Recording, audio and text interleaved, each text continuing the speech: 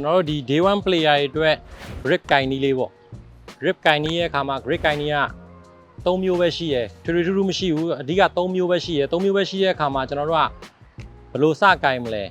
ကျွန်တော်တို့အဓိကသီးသတာကင်ရင်လို့ရှိရင်ကျွန်တော်တို့ကသတိဆွဲသလိုရက်လိုက်ပါလက်လေးဘေးကတ်လိုက်မယ်ဘေးကတ်လိုက်ပြီးရင်ကျွန်တော်တို့ကသတိဆွဲလို့ရှိရင်ကျွန်တော်တို့ကလက်သီးဆုပ်တာဒါ grip ကြတော့အဲ့လိုဆုပ်လို့မရအောင် grip ကြတော့ကျွန်တော်တို့ကဆုပ်တဲ့ပုံစံကဒီလိုပုံစံဖြစ်မှာမြေကြီးကို point လုပ် point the ground left hand ကဘယ်ဘက်လက်မ point the ground လုပ်မယ်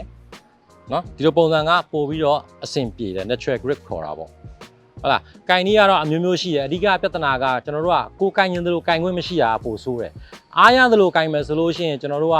မှားတဲ့ result ကိုကျွန်တော်တို့လက်ခံရပါမယ်ဒီဘောကင်တဲ့အတိုင်းထွက်တဲ့ဘောလုံးထွက်တဲ့ပုံစံလက်ခံနိုင်မှဖြစ်ပါမယ်ဆိုတော့ကျွန်တော်တို့က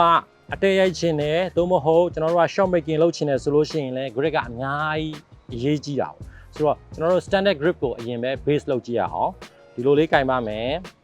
ဟုတ်လက်ဖနှောင်းနဲ့လက်ညှိုးနဲ့လွတ်ထားနိုင်ရပါမယ်အဲ့ဒါပြီးရင်ချလိုက်ပါ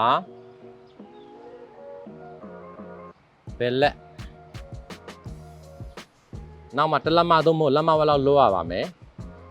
အဓိကအရေးကြီးဆုံးကဒီဘက်လက်3ချောင်း1ချောင်း2ချောင်း3ချောင်းအဲ့ဒါအရေးကြီးတယ်အဲ့ဒါပြီးတော့မှညာလက်စကင်ညာလက်စကင်တဲ့အခါမှာလဲသူက3မျိုးထဲမှာကင်နီး3မျိုးထဲမှာ overlapping ကင်မလား overlapping ဆိုတာကကျွန်တော်တို့ကဘယ်ဘက်လက်ညှိုးပေါ်ညာဘက်လက်တန်းနဲ့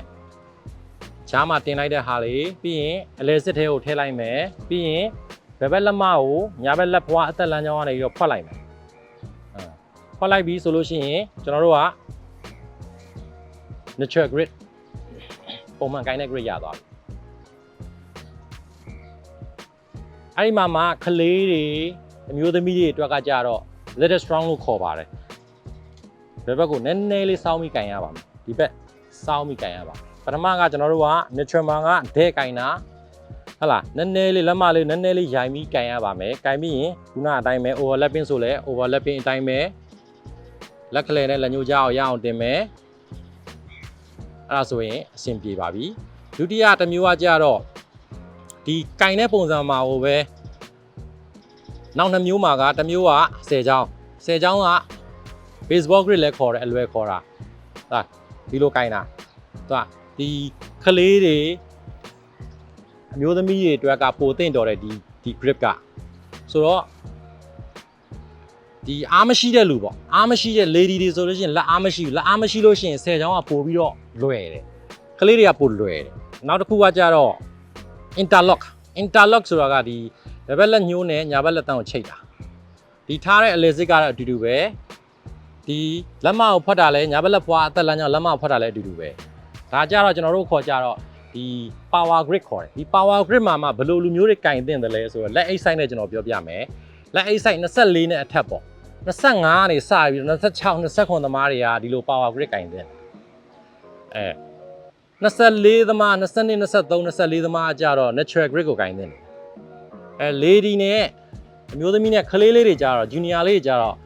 10ချောင်းကင်တာသူတို့အတွက်ပိုသင့်တော်တယ်ဆိုတော့ grip 3မျိုးမှာကိုကအစင်ပြေတာတစ်ခုနဲ့တော့မိအောင်ကင်ဖို့လိုတယ်ကင်တဲ့ပုံစံမှန်းရမယ်အဲ့မှာအခြေခံထဲမှာနောက်2ခုက strong weak ဖြစ်တဲ့ဟာကြတော့ဒီလက်မဘယ်ဘက်ကိုရောက်သွား chef ကဘယ်ဘက်ကိုရောက်သွားတာ weak ခေါ်ဆိုတော့ဒါမျိုးကြားတဲ့ခါကျတော့သူကလုံးဝအားမရှိဘူး special shot လောက်မှာပဲတုံးတယ်ကျွန်တော်တို့ကဟုတ်လားဆိုတော့ဖြစ်နိုင်လို့ရှိရင် natural ကိုအရင်စကင်ပါ natural ကိုစကင်မှာကျွန်တော်တို့ကဒီ cleft face cleft line angle အကုန်လုံးကိုကျွန်တော်တို့က adjust လုပ်လို့ရဆိုတော့စတဲ့အခါမှာလဲရွေးတဲ့ဒုတ်ကတော့တန်ခွန်တန်ရှစ်ကပိုကောင်းတယ်တန်ခွန်တန်ရှစ်ဆိုလို့ရှိရင်ကျွန်တော်တို့ကအဲ့ထဲမှာရှိတဲ့ဒုတ်ရဲ့အလဲဒုတ်ဖြစ်နေတဲ့အတွက်ကျွန်တော်တို့က swing build up လုပ်ရတဲ့အချိန်မှာ तू ကပိုလွယ်တယ်ဟုတ်ကျွန်တော်အခုပြောပြပေးခဲ့တဲ့ video short tips လေးတွေအကုန်လုံးကအားလုံးအတွက်အဆင်ပြေမယ်လို့ကျွန်တော်မျှော်လင့်ပါတယ်ခင်ဗျကျေးဇူးတင်ပါတယ်